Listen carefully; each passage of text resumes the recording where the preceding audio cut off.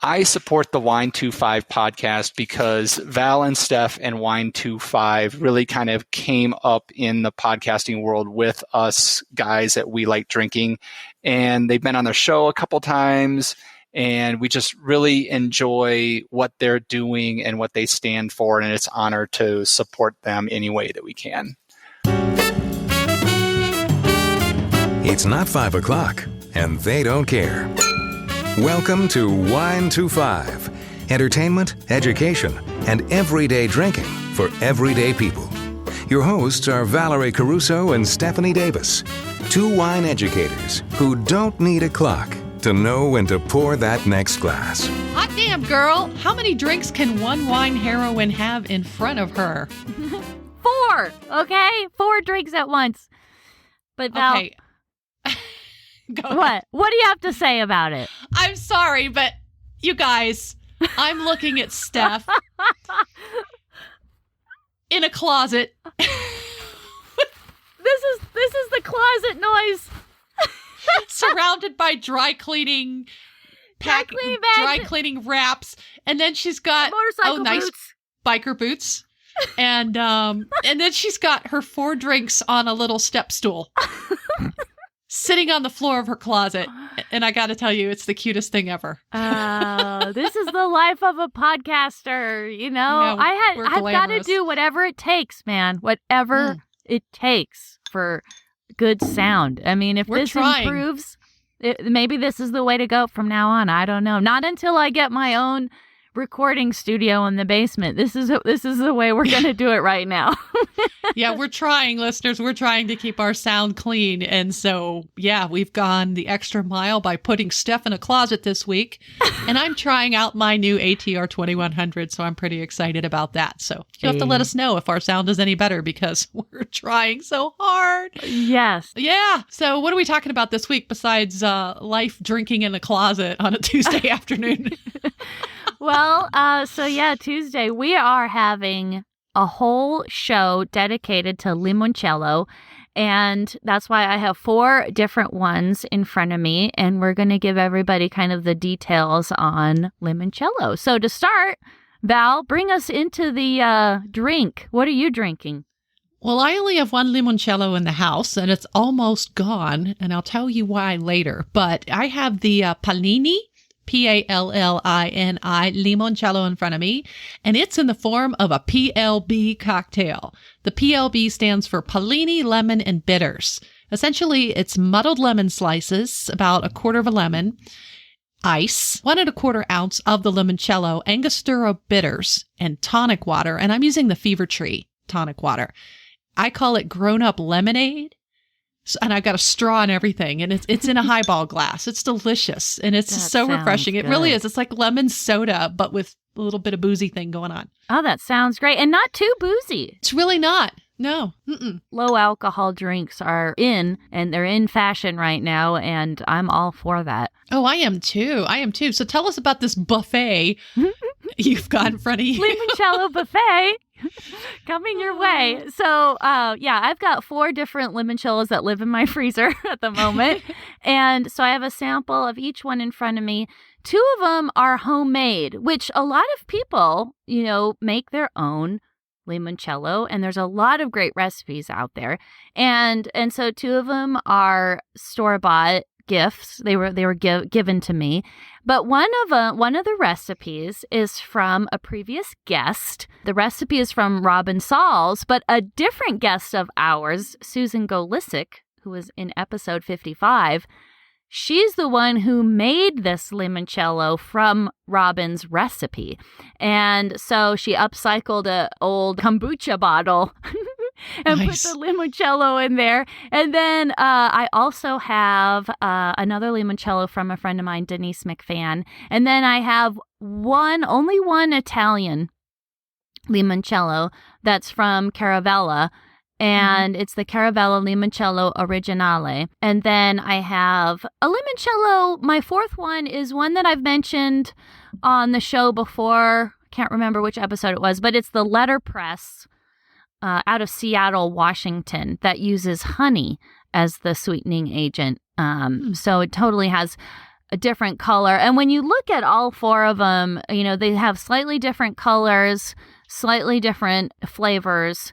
But as we'll get into it, we'll tell you how, the basic recipe is the same for each one. But, Val, I got to tell you something. I only have one Italian one, and I'm going to grab it here. Watch out. I hope I don't knock anything over. Okay, the one that I have, the Caravella, I'm really kind of disappointed because it actually contains FD&C yellow number 5 in it. Yeah, mine does too. Mine has coloring in it as well. And I think they do that for the same reason they're allowed to put caramel color in Scotch, because they want a uniform color. So imagine if you walk into a liquor store and you've got all these different colors and shades of the same brand of limoncello. Then you'd be like, well, why is this one clear and this one darker yellow? Because it's an organic product, even though it probably tastes the same and the chemical analysis is the same. Sometimes they want a uniform color. Yeah. So I'm wondering if that's why they do that. Yeah. I don't know. It just kind of bummed me out, but I do like, because this letterpress, I don't know, maybe they have a problem with not having uniform color, but this is a beautiful, kind of a honeyed color, the one from Seattle, and the one from Caravella, and also the one from my friend Denise kind of have more of a fluorescent kind of color, really bright and almost a green tinge to it. But I can't even say that I prefer one of these over the others because they're all just a little bit different. And so I like them all. I think it's fun to have a selection to choose from. And so if you do want to check out Robin Saul's limoncello recipe, which is called Limoncello di Bari, we are going to have that recipe exclusively for our Patreons. So cheers to you guys. Thanks for supporting our show. And we wanted to give you something special in this episode. So stay tuned for that. Yes, absolutely. I'm really looking forward to seeing that because it is so easy to make. And actually, what is limoncello? We should talk about what it is first. Yeah. So you've heard us talking about limoncello, the famous Italian after-dinner drink. And many of us think of the Amalfi Coast and the sea and the rocks, kind of those little villages that slide into the sea, not literally, but figuratively, beautiful multicolored buildings and the giant lemons. Well, limoncello, it comes from that southern Italian area. They haven't pinpointed the exact area, somewhere between Capri, even in Sicily they make it. And we'll talk about that in a minute. But it falls into the category of liqueurs, and these are often sweet. And the reason for that is they take distilled spirit like vodka, or in the case of Grand Marnier, you've had that. Mm-hmm. That's a liqueur, and that's made with a base of cognac. Or if you've had Drambuie, that has a base of whiskey. So in this case, it's usually a vodka or any kind of highly rectified or neutral spirit. So that's the base of the limoncello. And then they take the zest of the lemon, not the pith, not the fluffy white thick inside of the skin, but they peel off that outside, the zest. And then they infuse the vodka with that. And then they sweeten it. Sometimes they use sugar. Sometimes they use simple syrup. You said you've got one there with honey. So they'll take it and sweeten it. And it ends up in this really nicely balanced in some cases. Some of them can taste like furniture polish if you're not careful. But you definitely get a lot of lemon. And then you get that sweetness. So it makes a really nice digestivo at the end of a meal. So basically you can flavor liqueurs with anything. You can flavor them with fruit, like in the case of limoncello. Apparently there's a pine liqueur out there. It's a thing. Herbs, all kinds of liqueurs out there. So that's the category we want you to think about limoncello, and that's where you'll find it in the liquor store. It should be with the flavored liqueurs. So we kind of want to make that part easy for you. So when and where did it come from? Well, we don't know. And there's a lot of mythology about it. Campania in southern Italy, that's where Naples is, specifically Sorrento. Capri, it's not the Isle of Capri. It's not the Isle of Pants. It's the Isle of Capri, which is the island of goats. Amalfi Coast, Liguria, Sicilia, or Bari is actually in, isn't that in Puglia? I believe it is. Yeah. Yeah. So all over southern Italy where citrus trees are abundant, they've been making this. But sometime around the 1900s, the early 1900s, that's about the time we can trace a lot of limoncello consumption kind of showing up in literature. Even though some people believe it goes back hundreds of years, it's really hard to find writing about this. But the first trademark bearing the name of Limoncello di Capri wasn't registered until 1988. And that was by Massimo Canale. And that was pointed out in an article by Lee Marshall. And we'll link that up for you. It's in Italian, but if you read it, it talks about the suspected origins of limoncello and the trademark that was applied for. Something else that's interesting. Did you know that there are even IGP, protected geographic indication? These lemons are protected by where they grow, how they grow, and what they look like when they grow. And how they're fertilized and everything. Everything. It's just like wine. I mean, there are other IGP things like apricots. Cheese. In Austria. We talked about that. Cheese, things like that. So yes, lemons have IGP protection as well. They have their own Limoni di Sorrento Consorzio that was established in 2002. And these are the lemons. These are those really big ones. Yeah. They have to weigh at least 85 grams or about 3 ounces. That's minimal. If they don't weigh that, they can't be covered under that protection. Right. Which I think is so interesting. But there are also other consortia for IGP protected lemons. There are the Limone di Siracusa, also known as Feminello Siracusano, Limone Costa d'Amalfi, and that's actually what's in my limoncello, and Limone di Rocca Imperiale. Basically, Steph, when Italy gives you lemons, you make limoncello. That's right. And you drink it. But yeah, if you make your own, which a lot of people do, which is kind of like, what I'm showing you, I've got 2 different friends' recipes. And my friend Denise, she actually wrote to me and said that she doesn't like to add hardly any sugar at all to her limoncello because she wants it to be more on the tart side, because when she uses it with drinks and stuff, she wants to be able to dial in the sweetness all on its own. But she used Tito's vodka, and she likes to use Meyer lemons. Yum. Yeah, so that's that. So all you really need, it's very simple, which is like most delicious Italian fare, are the simple ingredients of lemon, water, sugar, and a clear alcohol like vodka or something like Everclear, one of those clear spirits. And I'm not going to go into the whole recipe. We do have a link. There's many of them online. There's a link to the Food Network's recipe that Giada makes her own limoncello. And it takes like a few days up to a few weeks, depending on the recipe you're following, to combine the lemon skins, so it's the zest. It's not any of the white pithy stuff with your spirit. So they just kind of hang out together. And then once that's all combined and kind of in its happy place, and you could keep stirring it every day, a couple of days, or whatever, kind of tend to it, give it some love. And then you end up making either a simple syrup or adding sugar or honey, the sweetening agent at the end. Some of the recipes say that you can use it, shortly thereafter, but, a lot of them recommend a few more days, weeks, even a month, to really kind of marry all the ingredients together. So it's not something that you really make on the same day. This is something that you plan ahead for. It does take time. And, but you're creating a whole new thing, right? It's no longer the vodka. It really is a whole new, liqueur. Mm-hmm. So that's how you make it. And then when to drink it, well, you can traditionally follow the after dinner drink because it's enjoyed as a digestivo after meals or as an aperitivo. Also, you can do that. And it is served chilled. What else is important to know? Well, unlike a lot of after dinner drinks that can be more bitter, and they're kind of described as amaros or digestivi, the limoncello is tangy and not as sweet, depending on how much sugar has been added to it, but tangy and refreshing.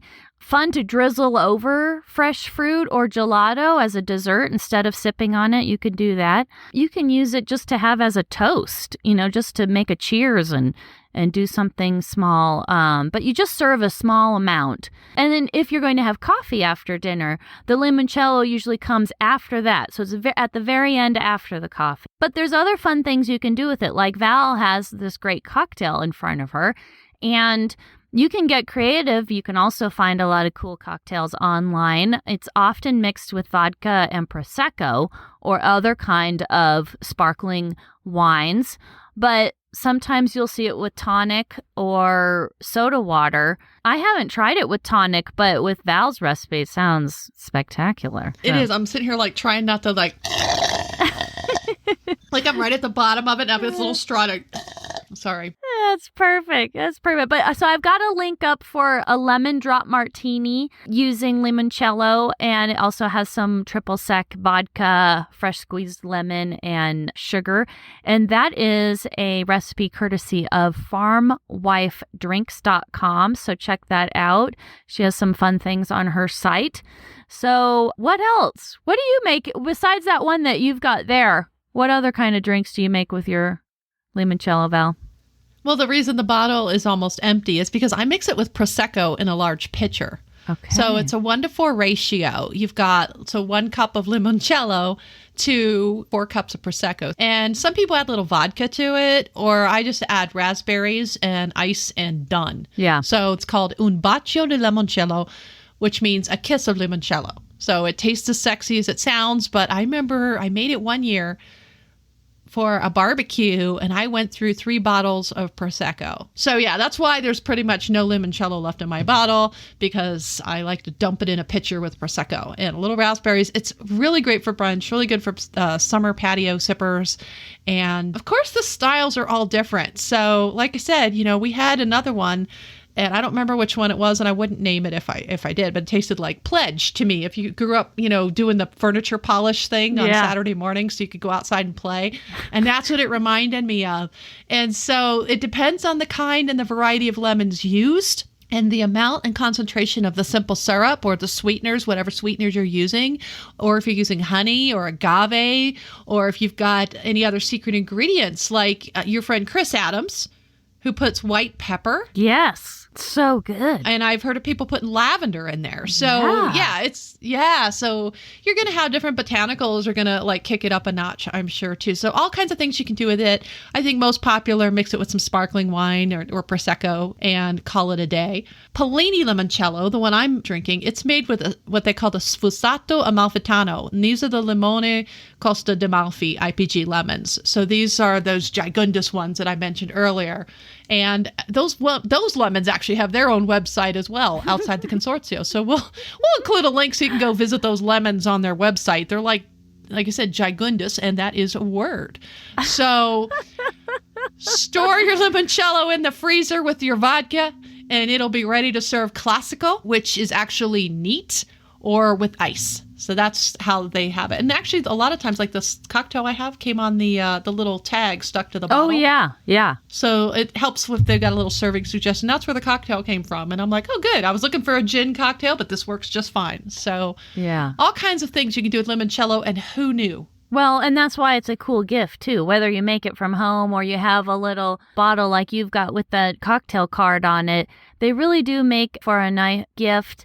Like I said, I have 4 different bottles, and I'm happy to have them all because, you know, these limoncello bottles, they come in different shapes. The bottles are different shapes. There's different colors, like I was saying, from, you know, electric fluorescent yellow to a honey color. And there's so many different flavors. So it keeps you on your toes, keeps you excited, trying different limoncellos. Put a ribbon on it and give it to your hostess, you know, that kind of a thing. Steph, I have to add, because I forgot you were going to read this part of the notes here. When we were in Rome in January, it was, you know, those kitschy little touristy gift shops as you get toward the center. We stayed outside the city, so we weren't in the center where all the touristy kitsch was. But there were these bottles of limoncello everywhere in the shape of penises. What? What is that about? I'm like, why would you even put that in your suitcase and go through customs with that? I bet they sell like crazy. I bet people buy those. I mean, why? Why would you? Why? Because it makes people laugh, or it embarrasses somebody, and then you laugh. It was funny, and I asked John if he wanted to bring some back for his parents. I don't think he was having it. So I love it. I'm like, oh, I wonder who would love these, So I don't want to come back through customs with penis-shaped bottles of limoncello in my luggage, although, And as far as we know, it is not an aphrodisiac, so that can't help you in that department, I don't think. I'm guessing not. So that in and of itself was a wino radar, Steph, but no, really, what's on your wino radar? Yeah, a podcast awards. Although after that content, I don't know. But voting begins July 1st, which is Saturday after this podcast is released. And that is for the People's Choice Podcast Awards. And Wine to Five is under the arts category. So you can register on the Podcast Awards, www.podcastawards.com site after July 1st and nominate your favorite registered shows between July 1st and July 31st. Check out all the categories because you only get one vote per category. It's not like last year where you had to go vote every day. So we'd appreciate it if you just went out once a day, just once and did it. But you can also visit all these other podcast categories because that's where I found some of my new favorites, like the Right Now podcast with Sarah Warner. Mm-hmm. I've been listening to her since the Podcast Awards last year because that's where I found out about her. And there were some other ones on there as well that I tuned into because of the Podcast Awards. So click on your favorite. If it's not ours, that's fine. Click on the ones you think are most deserving and find some new ones and let us know what you find too.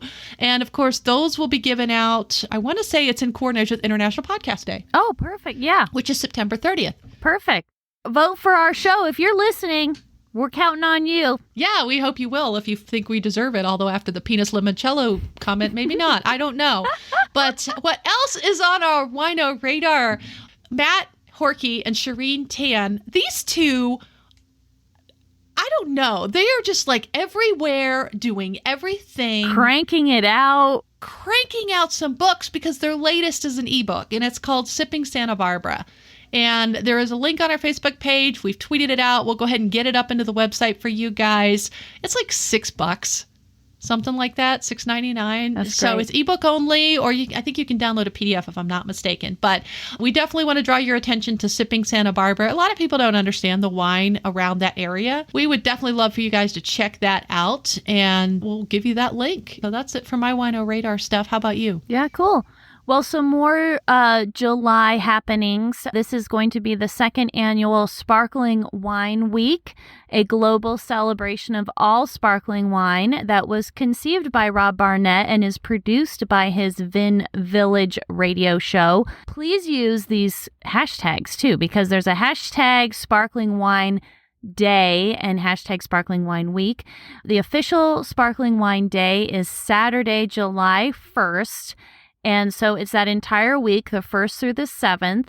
We do have the links. So in our show notes, you can check out what is Sparkling Wine Week, what are the other things happening there, who's going to be there. And then we also have a link to Vin Village Radio, where wine lovers connect. It is another great show, good content that Rob puts out there. It's broadcast every Tuesday, and they are celebrating 8 years. So you can find Vin Village Radio on the Apple Podcasts, and you'll see it as Wine and Dine on Vin Village Radio. So check that out. Drink some more sparkling wine. Yeah, drink some more sparkling wine and go on to the Podcast Awards website while you're drinking your sparkling wine. And you guys know what to do. Throw some limoncello in your sparkling wine. Make your votes and everything. Sí, un bacio di limoncello. So our shout outs this week, we have to send out a congratulations. We just found out that Kathy Schaefer, who you may remember from episode 95, is the new chapter director of the Atlanta Girls Gone Great. Yeah, way to go, Kathy. That's cool. That's awesome. So we just found that out. So that's pretty cool. So she's getting that chapter going. And so if you're in the Atlanta area, contact Kathy Schaefer. She's also known as Side Hustle Wino. And we'll have links to her contact information in our blog as well. What about your shout out, Steph? Well, going back to like podcast awards and trying new podcasts to listen to, I just checked out The Moth, as in the flying moth, an MOTH, Moth podcast, okay? And it doesn't have anything to do with wine, but it is really great entertainment. They have a collection of 20 years worth of stories, and you can search their archives and actually find a handful of episodes that do talk about wine, or they're the storytellers that are on there. Some of them are in the wine business, like Anthony Giglio. Yeah, that actually means lily. Oh, I didn't know that. Lily in Italian.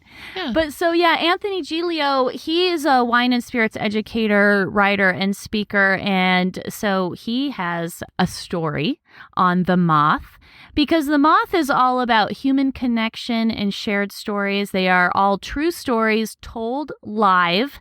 And The Moth is celebrating 20 years this year. So congratulations. Definitely a shout out to The Moth. And I wanted to tell Val because The Moth is coming to FOCO and will be at the Lincoln Center in Fort Collins November 5th. And I totally want to go, and I really hope that you and John would want to come up and be my guests, and all four of us could go to the live recording of The Moth. That would be fun. I will check with the man and see if we can make that happen, because I love when these podcasts do these live shows. I know. One day we're going to have a live show. Yeah, we are. I'm really interested to see what they do live. So thank you for the invitation. I shall pass it on to my beloved. Yes. Well, roll out some Patreon love for us, will you, Val? I will. Yes. Our tenacious tasters, Jeff E. from We Like Drinking, Lynn from Savor the Harvest, Sebastian from, Good Limoncello, Sebastian from Sassy Italy Tours, and then we have our It's Not 5 o'clock and We Don't Care listeners. Thank you so much, Meg from South Dakota, Clay from Arizona, John in California, Andrew in Illinois, Azwani in California, and our newest supporter, a big Patreon pack welcome to Chantel in Ontario, Canada. And we will be posting a little bit more information about her as soon as we get that back. So we welcome her to the Patreon pack. And you too can jump on the Patreon bandwagon, because if you like what you hear and you like spending time with our Wine to Five community, well, it's like buying us a glass of wine, really, because we need another glass of wine. But why become a Patreon supporter? You get early releases of the episodes, exclusive content, shout outs, and swag. And every single month we draw a winner for our surprise wine gift for any Patreon supporter at the $2 a month tastemaker listener level and higher. If you want to get in on the monthly wine goodies, go to our Patreon page for details, patreon.com/wine-to-5podcast. And, you can also get involved by just subscribing to our show, sharing it, linking it, tweeting it. You can post stuff about it on Facebook. We really love any engagement and any way that you can increase our community online and help other people find our show on their phone or their device. And if you do have any questions about our show, about wine, or about podcasting, we would love those questions. You can leave us a voicemail message on SpeakPipe. And we also appreciate some glowing reviews. So either on Apple Podcasts or iHeartRadio. You can also interact with us by supporting our show and shopping on our store. And so we do have a Wine25 store on our website. Check that out. You can find all sorts of wine goodies and things there, stuff that we mention on the show. And also on our website are our social media links: Facebook, Twitter, Pinterest, YouTube, and Google+.